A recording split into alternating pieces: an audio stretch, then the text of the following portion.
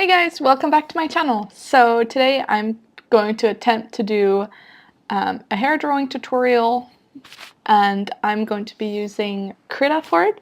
So Krita is an open source drawing program that's really lightweight, and it's both for Mac and Windows, which is one of the advantages of it, unlike Paint Tool Side that doesn't have a Mac interface.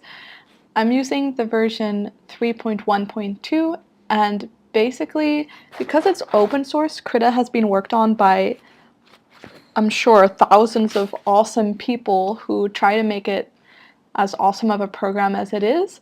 I do actually have Photoshop, but the reason why I don't use it is because it's a bit too heavy for the purposes that I have in mind. Like, I just want to draw a bit. I don't need all of the uses that it has, so yeah, that's why I use Krita, and I think it's really cool. The Mac version does have a couple of lags, but I found ways around that, and I'm sure that the Windows version is a lot more like up to date and a lot more flawless because a lot of people do use Windows, so I'm sure they cater to that. So yeah, you guys should check it out if you're looking for a lightweight, free drawing program that is awesome. Right. So I'm going into Krita, and what was that? Krita. Did you guys hear that? Okay. I'm going into Krita, and I'm opening new file, tutorial, hair, awesomeness. Okay. So these are the pixels, like size that I put it at, and the resolution is at 410, just because I noticed that when I import stuff, or when I send it to myself rather by email to put it on Instagram, it loses some of the quality, so I need to have it quite high. And you might be like, Maxime, why 410? I don't know, just random. It's just higher than 300 ppi, so let's go. Okay, so the first thing I do is I go to my brush settings by clicking the right click on my pen tool, and I sketch out the hair outline. So I'm just going to do a random strand of hair that I'm then going to color in. I'm going to do several.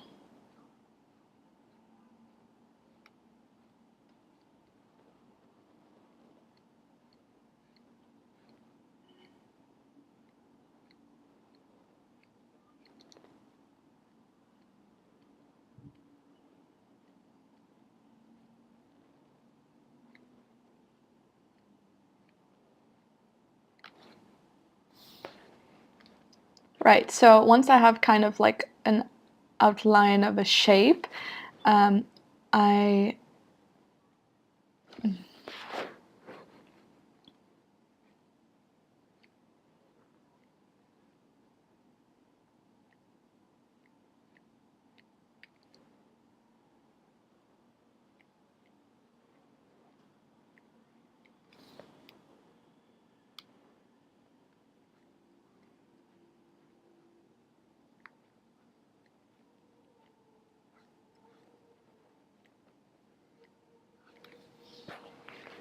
okay, so once that I have the outline of the hair, more or less, although this kind of looks like a monstrosity right now, but you get the idea. I just sketch out in general what it looks like. Usually my sketches are really messy anyway, so I mean, I don't try to make it perfect. I don't try to make it look like the smoothest thing ever. Also, you may notice maybe a little bit of lag. I don't know. It's because I'm using the screen capture. But okay, so I create another layer using this little button right here, and I move the layer underneath the sketch layer. And let me just select a color. So the way I usually draw hair, or the way I've recently been drawing hair, depends a little bit on if I'm trying to recreate the realness of hair or not. So I'm just going to draw pink hair for this first one, and I'm going to take my Bristol's hairy brush.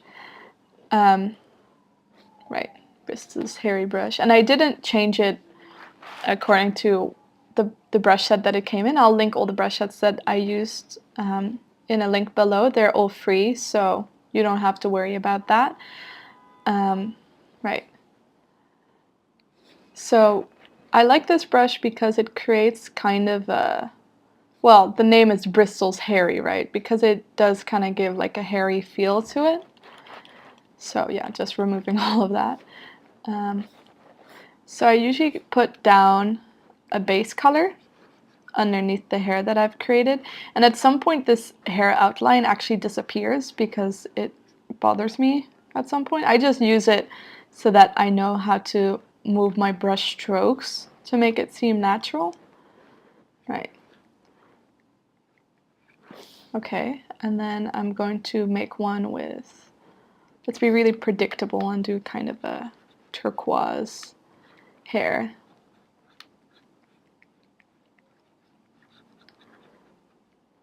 Maybe I should have had a bigger canvas for this, but okay. And then should we just do purple hair? I guess all of them have really strange looking hair. Maybe I should just do a natural hair color. So I'm gonna go towards a blonde, and unlike a lot of illustrations, blondes actually tend, most of them, not all of them, but natural blondes tend to have a cooler hair tone to them, so they lean more towards these ashen tones rather than like yellow. So that's always something to take into consideration. It took me a long time to figure that out, actually, even though I myself have naturally blonde hair, so it doesn't really make sense that I didn't realize. Okay, so once I have the outlines of the hair, I like to take away the initial outline that I made, and I click on Control to select different colors, and I like to add different types of tones. So what this means is I just add like a bit of variety inside the hair, because I mean, even if it's not a natural hair color, or let's just say somebody just dyed their hair, that's also possible, they're gonna have slightly different colors, or not, depending on how they dyed it, but I mean, you get what I mean. They just have different tones according to light as well.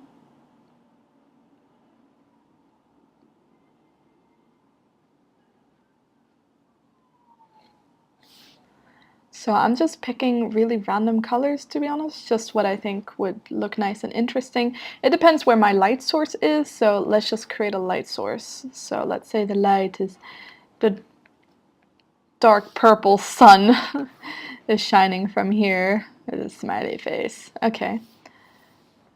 So I'm just gonna lower the opacity so that it's not that dark of a color. Wait, sorry, I just defined my light source. I shouldn't put a darker source there. So in general, I try to put lighter colors around where the sun is coming from, but not necessarily, because I do add highlights in the end. So, okay, this is kind of messy, but you know. Right, okay. So I'm just gonna work on one strand at a time. So once that I've actually made the base kind of variation of color, I like to add another layer, and the reason I do this, actually, never mind, let me not do that this time. Sorry, I'm still learning myself, so sometimes it's a bit tricky. But I then like to go to this tool, which is the CDQ sketch. I don't know, let me see, what's the name of this brush? Oh, okay, let's not then. The CDQ sketch brush, whatever the name is. And then I like to start making strands, so I'll zoom in on it, and I have a dial on my tablet that allows me to alter the brush size, so that's kind of nice. So then you see, I thought that this was dark enough, but as you can see, it's not actually dark enough to appear. So, and I think that it's these lines that really make it look more real, at least in the style that I have. I like to make it a bit boxy. I like making the hair a bit boxy. So I start making strands, and I remember when I first started drawing digitally, I was always really confused about how the hell people make like outlines first and then draw their hair, because I always do hair like background first and then draw the colors. So also with the the outline, I vary in color as well.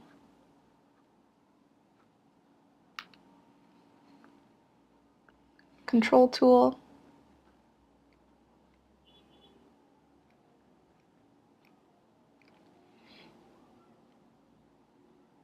And this tool does vary in shape according to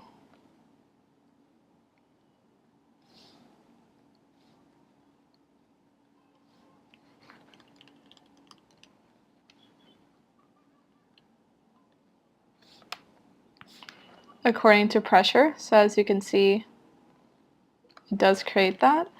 But sometimes when you're working on a really small scale, it doesn't show up. So you kind of have to, I guess, fake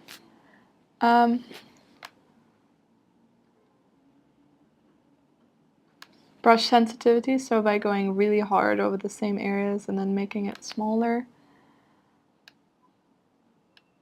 And I mean, a solution to this is making your brush bigger and then just adding little pressure, but that always makes me kind of nervous. I prefer working on a small scale and then just going through it again. I'm someone that really likes adding lots of details to things, so yeah, so that doesn't bother me too much. Going over an area, I find it fun to do. Also, one important thing is that you always zoom out a lot while you're working, because when you draw naturally, your eyes are always, I guess, well, at least me, myself, I lean forwards to look at what I'm doing because I work on a small scale usually in traditional art. And then I go back up so I see the general picture of how it looks from a distance, I guess. But in digital art, that's a bit harder to do. So you always have to zoom out. And for example, here, right now, I think that it's a bit too dark right now, but let me just see, what could I change? I could make this, see, so as I said, there's some minor lags, but so what I like doing then is that I like selecting the actual color, putting it a bit lighter on this scale and just painting over it. And sometimes I do separate layers. This time I didn't, because I find it a bit more natural. It's as if you were actually drawing rather than drawing on separate layers. I mean, obviously it has its benefits. So it has its benefits to draw on a separate layer, so that if you're really doing a lot of small details, you can obviously remove as you wish, so you're not kind of struggling like I am here with like repainting the area underneath. But I just find that it gives me more control over what I'm doing. I don't know, I just like it more. I like the chaos. But I definitely wouldn't recommend this if you're doing something with lots and lots of details and then each time you have to repaint an area. I don't know. Let me see how that looks. Oh, that looks weird though. Okay, so let me just change this color up. Maybe I have to make it a bit of a warmer tone. I feel like that will look nicer. Yeah, that looks nicer.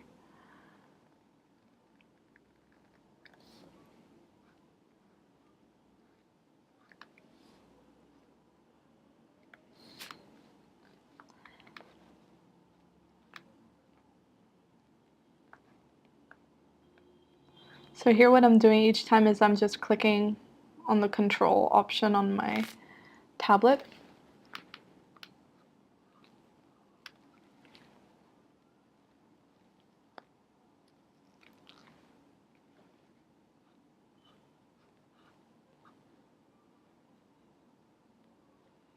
I'm not actually doing that well. I think I'm kind of nervous, to be honest. Okay.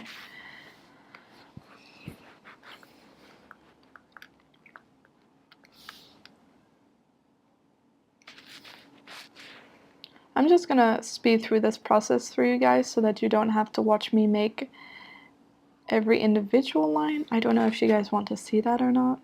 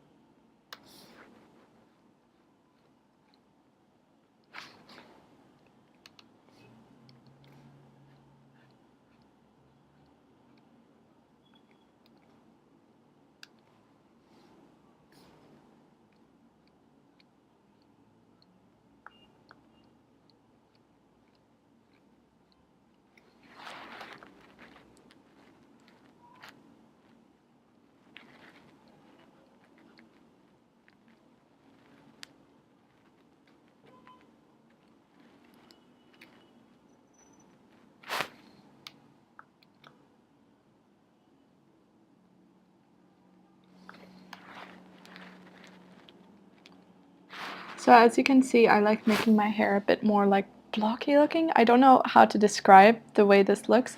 I've seen other people do it as well, and I really like the way that looks, so that's just my personal preference or aesthetic, I would say. So if you don't like it, you don't have to make it as blocky or as outlined. But I think this gives quite a good overview in general about how to paint hair digitally.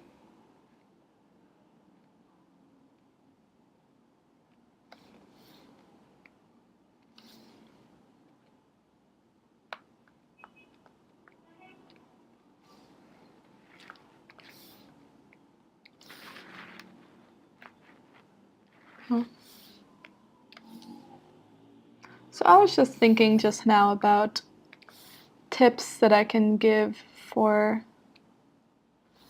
people who are just learning how to do digital art. And ooh, what was that? um,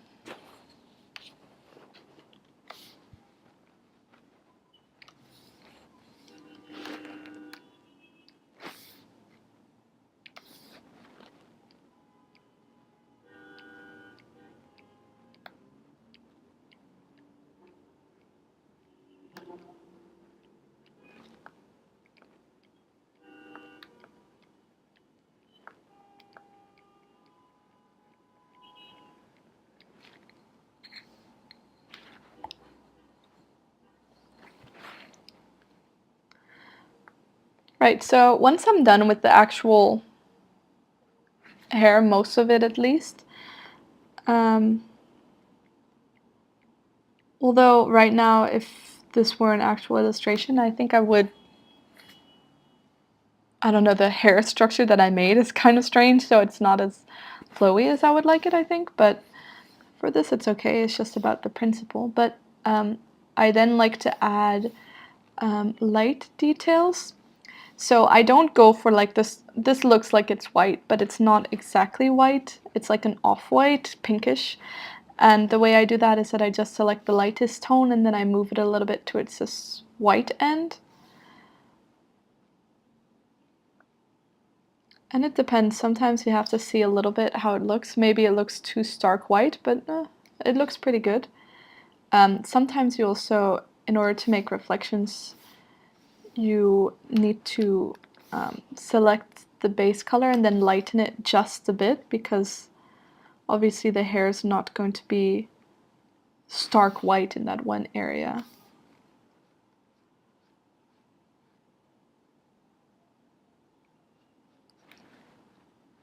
And then you can always go over it with a little bit of a lighter tone just to really show that there's light source coming from there. And you can make little bubbles like this. I always like making the little bubbles.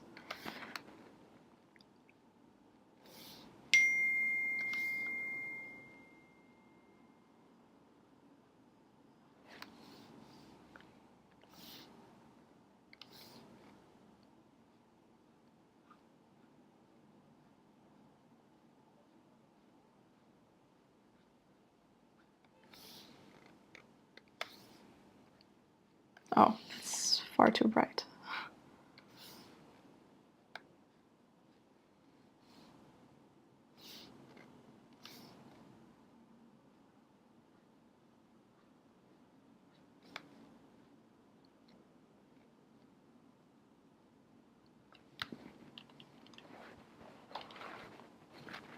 And sometimes with hair, especially, it's all about just seeing what looks good. I'm still experimenting on what actually looks good when I'm illustrating hair. So this is just, and the second that I figured something out, I decided to show you guys. So just like how we're making highlights, we should also make darker areas, because when I first do my sketch, I don't make it as, I guess, color sensitive as maybe I should. So I like just playing with the colors and then only afterwards actually adding the details of light. So that's maybe, well, I think it's just a tad too dark. So I basically give it the impression of a 3D image only afterwards, after adding all the colors, and that's because I like adding more colors to make it look a bit more natural. So, I mean, it all depends the style that you use. If you use an anime style, you don't really need to do this, right? You don't really have to add all of these layers to make it look more natural. It just depends on what you're going for personally. So also this area is a bit darker, so.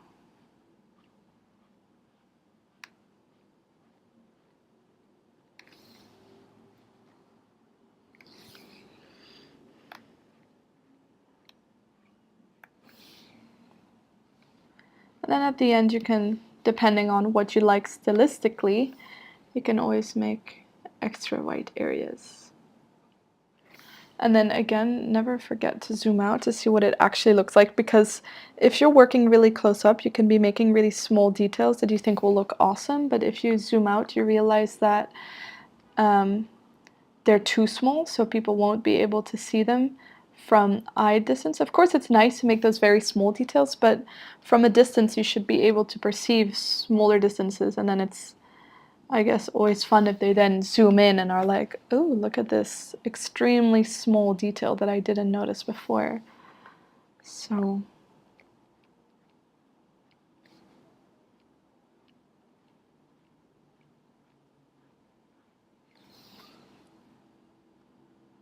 right, I think that looks pretty good. I don't want to spend too much time on just one example of hair, so let me move on to the next one. So, and let me try to do different styles as well. So this is, I'm gonna make this like more of an anime hairstyle, and be patient with me on this. I haven't actually practiced, so let's just see how it ends up.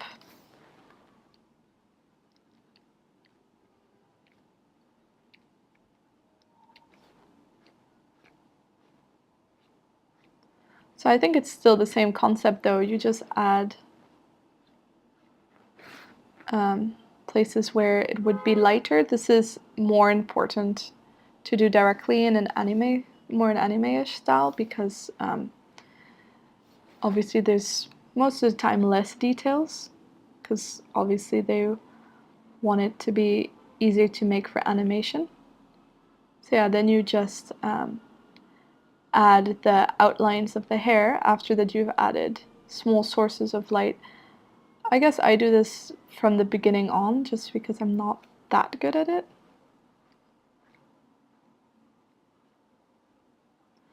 And usually with anime characters, depending on the way the line art is done, there's not always, as I said, as much detail. It's more to give like a general impression to make it quick for animation purposes.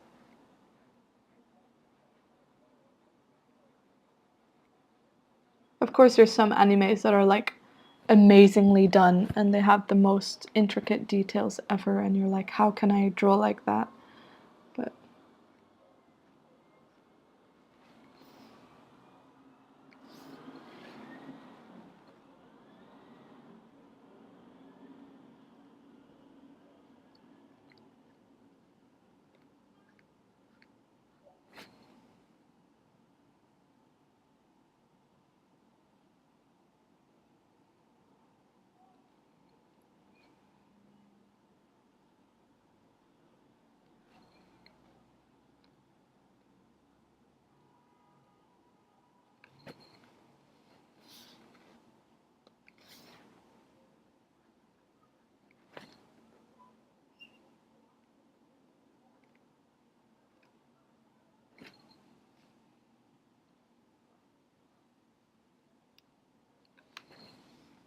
right, so I think that's pretty much what an anime type hair would look like. You would have to clean it up though, this is still a little bit messy. Okay, so moving on to the more realistic hair. And this is probably the hardest part because realistic hair has a lot of variation and it's kind of hard to capture. Like, see, with this pink hair you can kind of play around a lot because you can pretend that that's how the hair is supposed to be. Also with the anime hair, you can pretend that it's supposed to be like that, but with real life hair, it makes it a bit harder. So again, I'm adding the variations. And even though right now I'm using this kind of like my favorite hard brush, I guess it is kind of, it really depends what I'm using actually on a illustration to illustration basis. Depends the look that I'm going for.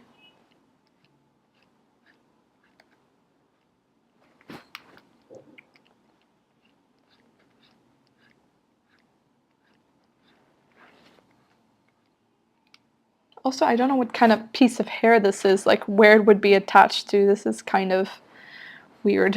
Sorry about that.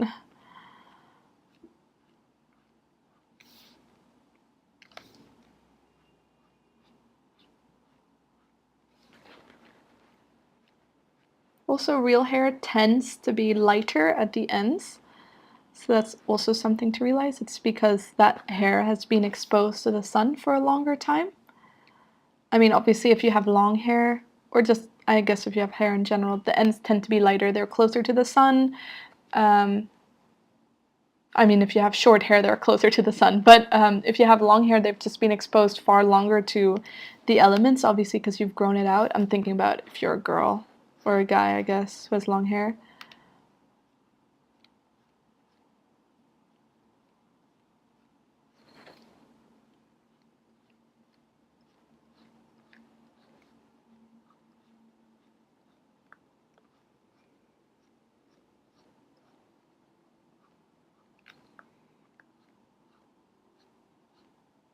So right now I'm trying to make it look flow a bit more because it had a, I kind of rushed through the sketch process, so it didn't really have a realistic shape, I guess you could say. And right now I think this blonde is looking maybe a little bit too like gray toned, so I should add a little bit of honey colors, or warmer tones, I guess you could say. Let me know if you guys want a video about color theory. I know that color theory is boring, and I know that it is not interesting, but sometimes it's good to know these things. It's kind of like with makeup, it's just interesting to know if you're an artist. And if you don't use it, meh, who cares? I've seen some amazing works that completely defy color theory sometimes, so it doesn't make a difference. I mean, I didn't know what color theory was until probably like a couple months ago, so, and I did just fine before then. I just stuck to, you know, easy colors, so. So with a more realistic type of hair, I don't want to do this block thing that I like doing. So it has to be a lot more like flowy and not hard. So let's just say this is the base of the hair, so it goes off from here. And then I'm gonna switch over to my hard brush and really making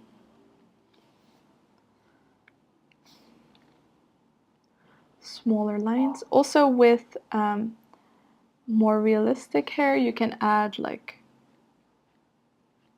little flyover hairs, because I mean those exist.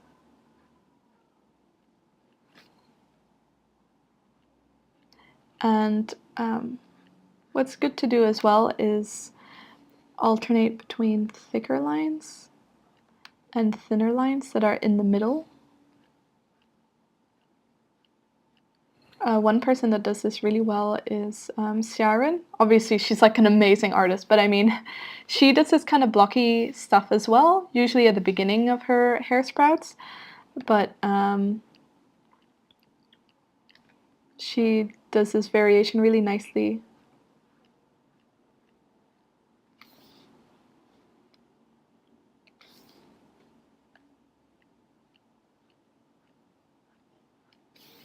And again, it's all about looking at a distance to see what it looks like. Right now, I mean, all my hair kind of looks like they're just dead animals just floating out of nowhere. Let's give this one eyes. It's kind of a terrible eye compared to where her head is, so let's just...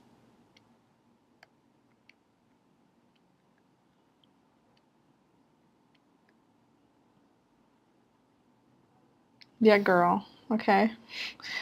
They kind of have faces now. And this one is super big, so let's not draw a face on her. You don't get no face.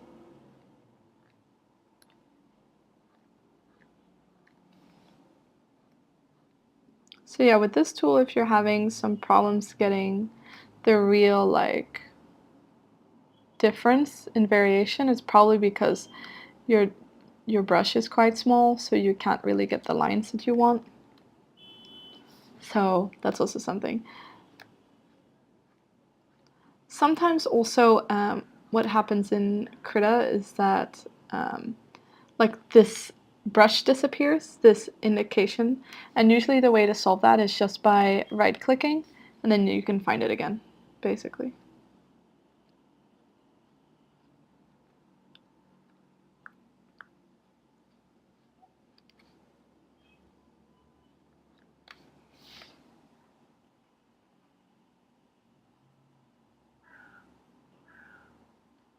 Right, so then I should add some type of light source, just like with the other one.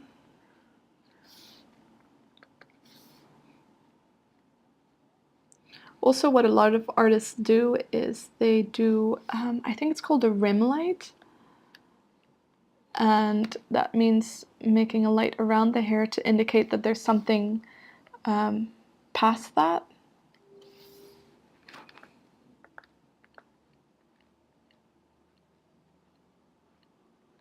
Which is sometimes nice. So that's also a use of this kind of highlighted color that you can... Oh, that's very, very gray.